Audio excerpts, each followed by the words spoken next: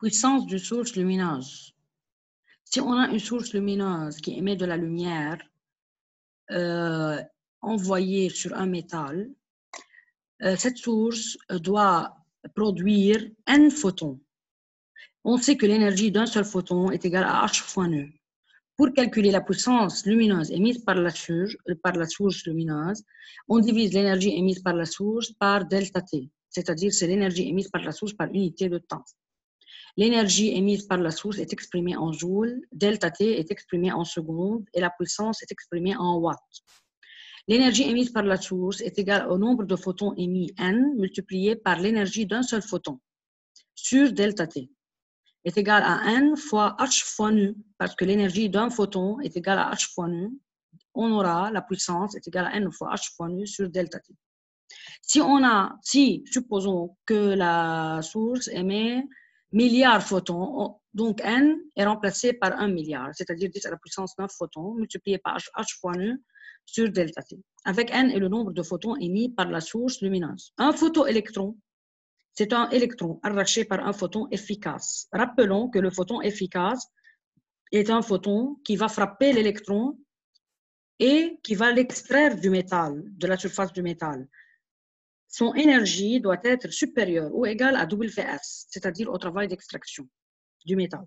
Les photoélectrons arrachés dans une cellule photoélectrique peuvent produire un courant électrique dans un circuit fermé d'intensité I égale à Q sur T est égal à N fois E sur T.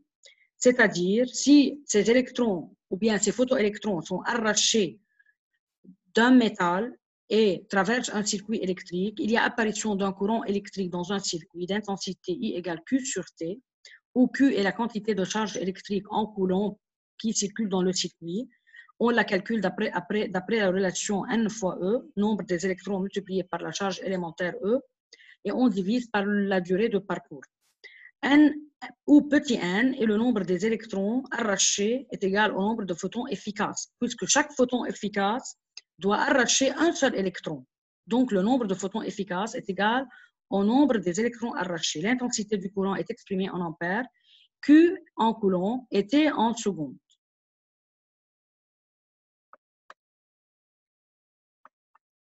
Remarque, l'effet photoélectrique met en évidence un aspect qui est l'aspect corpusculaire de la lumière. C'est-à-dire, si on vous pose une question, indiquez l'aspect mis en évidence par l'effet photoélectrique, on dit c'est l'aspect corpusculaire de la lumière, parce que dans ce chapitre, la lumière est formée de photons. En physique atomique, on utilise l'électron-volt comme unité de l'énergie.